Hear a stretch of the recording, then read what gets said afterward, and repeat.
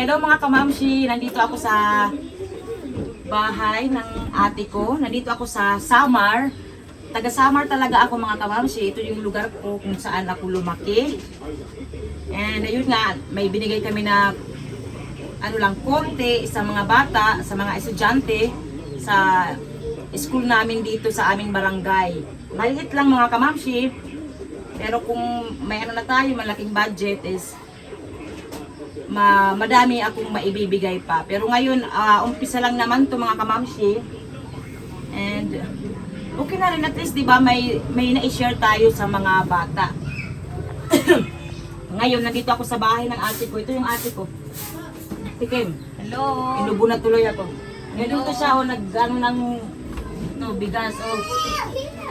Yun ang ginagawa dito sa Samar. Dati, bago kami saing, nag-ano kami, ano ba, tahip? Oo, nagtatahip. Ito ganito kasi nga yung mga bigas dito, mga native, so maraming mga upa, basta kailangan gaganyanin siya at saka pipiliin yung mga bato. Kasi nga binibilad, di ba, ito sa semento, lalo na dito sa amin, highway. So maraming dumadaan na sasakyan, maraming mga bato ang na lalagay sa mga palay. So ito yung bahay niya mga kamamshi. Ito yung may light nga ni Ate Kim. Hain. So ito yung bahay ng ate ko. Ate Kim bagad eh. Ito ang bahay ko. Ito ang ate ko na pang-apat kasi kami 7, 6 kami na babae, 1 lalaki. Ito yung pang-apat ko na ate. At saka ang sunod sa kanya yung kuya ko. Ayan. Hello. So may dito nyug kasi nga Gagata kami gagata ng kamuting kahoy. kamuting kahoy. Daddy, come here! Nandito si Daddy Marco. Daddy! Come Ellie! Come Mama! Dito si Ellie Patute. So simple lang ang bahay ng ate ko mga kamamshi. Ito lang naman ang kaya nila. At saka may sila dito, tuyo. Diyan na pakita, tuyo. Ayan, diba? So wala ka na nga natin kay mabuhan. So ito yung kanyang kusina. Ayan. Ayan. Ayan. Ito yung kusina ng ate ko mga kamamshi. Ganito yung bahay namin dati mga kamamshi. Yung kusina, yung dati lang kami kahoy, di ba? Ha? Kahoy ba? So ito yung bahay, loob ng bahay ng ate ko. Ayan si Olivia, Jamie. Ayan, nagduduyan. Ito yung pamangking ko si Nangnang. Ayun naman si Ellie. Hoy, wag kayong mag-away, Jamie, ha?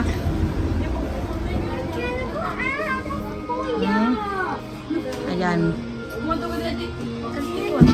Ito yung bahay ng ate ko, pero maganda to, kahit simple lang. Ito yung mga style ng bahay namin dati. Si Daddy Marco, asan si Daddy Marco? Ayun si Daddy Marco. Hello, Daddy! Nagduduyan.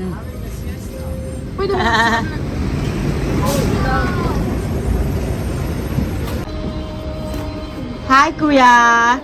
Nagduduyan ka? We call it duyan. Ayun si Ellie, busy maglaro. Ellie! Ellie! You want to lay down?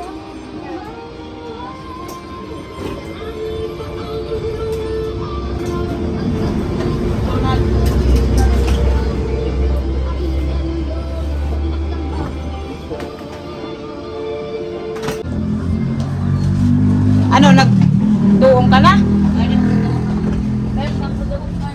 Ito yung nyug. Kasi maggata kami ng balanghoy. Ate mo sa lugar mo kuan na masiri niya. Ito ang lugar na may saraan. Balanghoy. Ito yung labas, oh.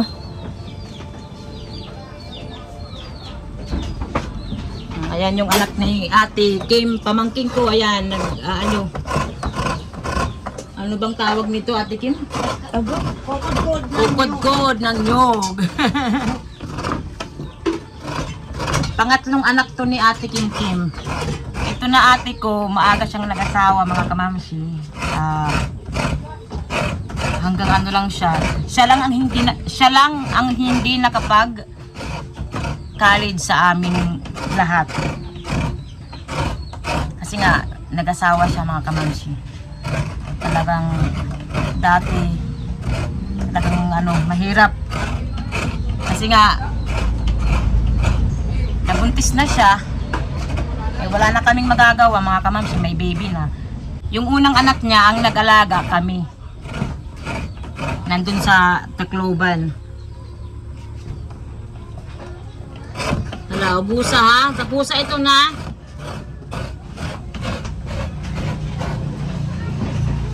Ganito ang bahay ng ate ko.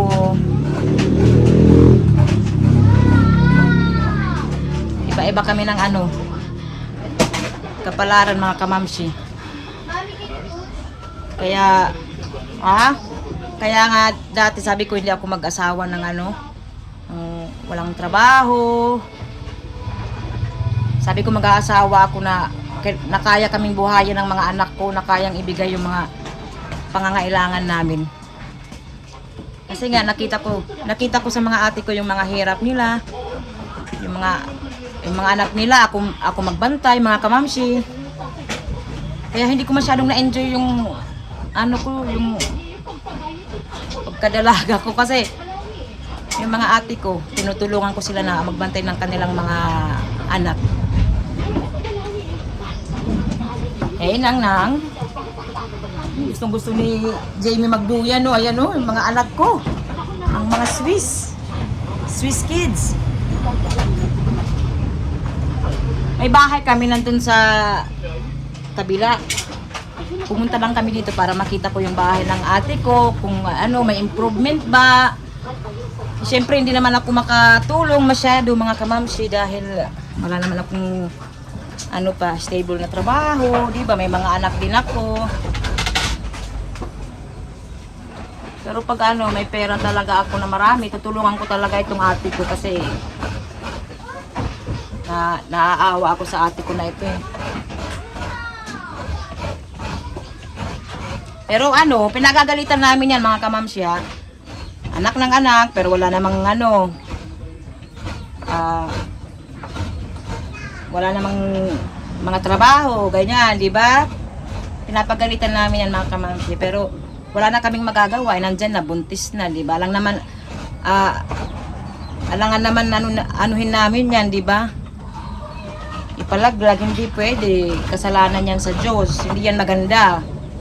Kaya kami tinutulungan namin ito na ate ko para masuportahan din kahit papaano yung mga anak niya. Pero pinagsasabihan namin yan siya na wag lang mag-anak kasi mahirap ang buhay, lalo na yung asawa niya wala din namang stable na trabaho, di ba? Ang dami nilang tuyo, oh. Masarap to sa champurado mga kamamsi. Ang tawag namin dito sap-sap. Ayan yung tinda ng ate ko. Yung kanyang munting tindahan, wala nang bumibili kasi kulang ng paninda. Ayan. Sabi ko sa kanya, wag nang magtinda na lang kasi yung namin dito, kamag-anak, nagtinda rin. Nung mag-start siyang magtinda, nagtinda rin mga kamamsi. Sabi ko wag na lang kasi nakakompetensya. Ayan may mga siya, tinda. Kawawa naman yung ate ko. Yung kanyang munting tindahan. Alam niyo naman dito sa atin, di ba? Pag malapit ka sa mga kamag-anak, ayan, pag magtinda yung isa, magtitinda rin, di ba? So ganyan ang nangyari sa ate ko. Nauna siyang magtinda, tapos sumunod yung kamag-anak namin. So inagaw niya yung mga customer. Parang ganun na mga kamamsi. Kaya yung ate ko, wala nang bumibili. Yan. Sayang din kasi nakakatulong ito sa kanila. Kaya lang wala na. inagawan ng customer ng kamag-anak namin. Ayan. Ayan papa ko.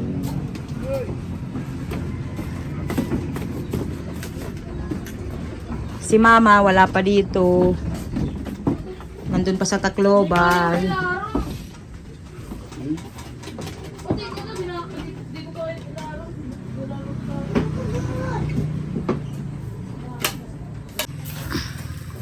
So dito magsasaing yung ate ko.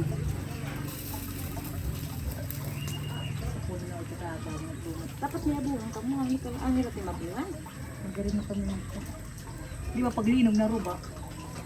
Naruban tangkal. Ha? Kam, Olivia. Ba't na lang ito? Papa, ano? Kakao. Hello. Ito, kakao. Jedin pa kita, papa. Ano man ang ito? Ubi. Ubi, dalawang klase yung ubi. Yung sa... Ubi? Oo, ano sa nabita, yan sa pinagtuna. Iba na yung ubi yan na.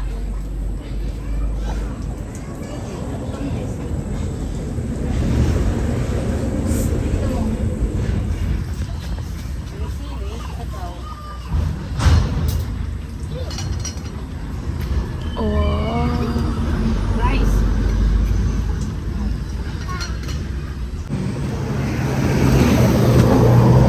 Daddy Marco. Nagtuduyan.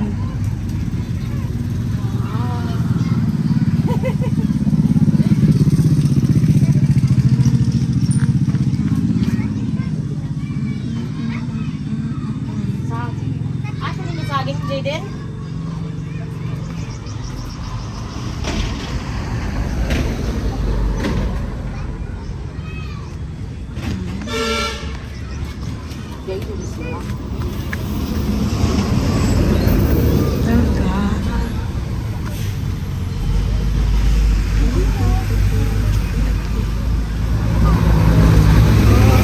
Ito na yung balangoy na ano ginataan.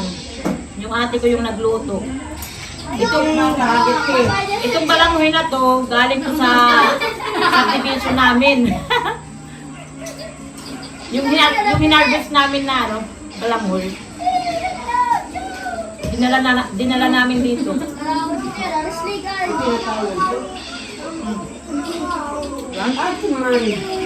Ah!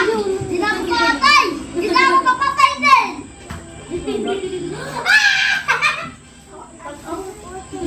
Dia kata nak kuan stick bread. Yeah! You want to drink water? Oh, Matapin. May ano dito, saging. Tanim ito ni Ate Kim sa likod ng bahay nila. Ang tawag nito sa amin, kadulsi. Paborito ko rin ito na saging. So kakain tayo. Kasi may ano na, may hinog. Naalala ko dati pag nakakakita ako ng ganito na saging, pag may hinog na, pinuputol ko yung, wala, naputol talaga. Yung ano ba, yung saging para makuha ko yung bunga. Naputol oh, sayang.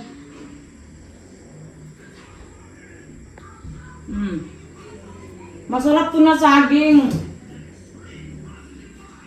Minsan ito yung binabaon ko nung elementary ako.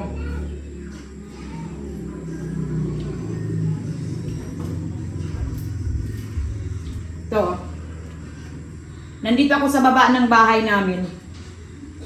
Itong bahay namin, walang ano to tao. Walang nakatira dito. Yung ate ko lang pupunta dito, naglilinis. Kasi nandun kami sa Tacloban, yung papa ko, ate ko.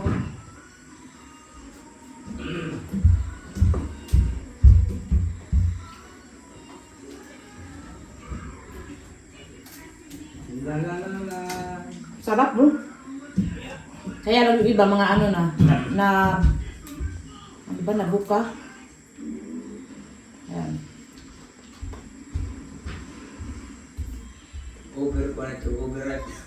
Butak. Bumutak. Bumutak ba?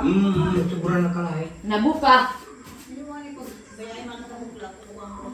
Nandito kami lahat. Si Ate Livia, Ellie, Kuya, Daddy Marco, ayan ako. Tapos na kami kumain. So nandito kami sa bahay namin, dito sa Samar. We're not here to start anything. We were just Hindi pa ito tapos na bahay namin, mga We usually kamamsi. accept compliments from villains. Sa labas, wala pa itong ano, pintura. Marami pa ang aayusin dito. Looking for 2 new recruits to join our roller derby Pakita team. ko sa inyo itong bahay namin. Ng bata. Hello! Wow! May necklace. So itong bahay namin, may ano, may 4 na kwarto sa baba, 2 dito sa taas. Isa. 2 din. Ayan. May mga ano dito. Bed. Wala nga lang aircon. Pero hindi naman dito mainit mga kamamsi kasi nandito kami sa ano ba to? Kumbaga parang ano ba, probinsya. Barangay, baryo. Baryo pala. So ito pa oh, may bed, ayan. Makalat lang mga kamamsi kasi mga bata naglaro kanina. Ayan oh. Kasi ito yung sala. Walang masyadong mga ano dito, display kasi nga walang tao. Magkakaroon lang to ng tao pag naglilinis yung ate ko or bumibisita yung mga ibang kapatid ko galing Tacloban. Ito pamangkin ko yan. Ayan si Daddy Marco. Hello Daddy Marco. Good evening. How are you? I'm a little bit tired. Tired. Bukas pupunta kami sa Marabot. Magano kami, swimming. May swimming pool doon, may dagat din. Saka ito yung hagdan pababa. Ayan, hagdan pababa.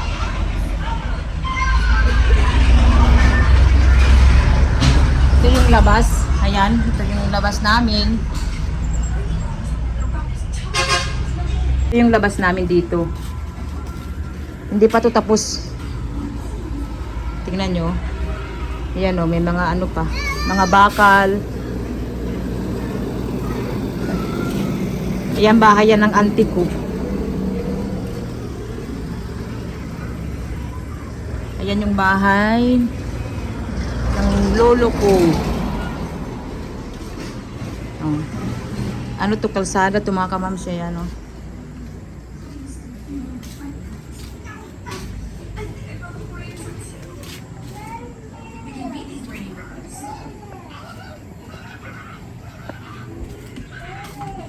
I'm here, baby. I'm here. I'm here. Go out. Later.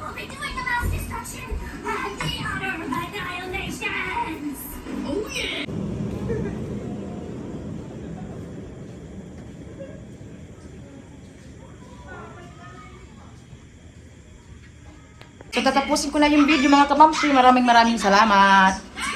Bukas ulit. Bye-bye!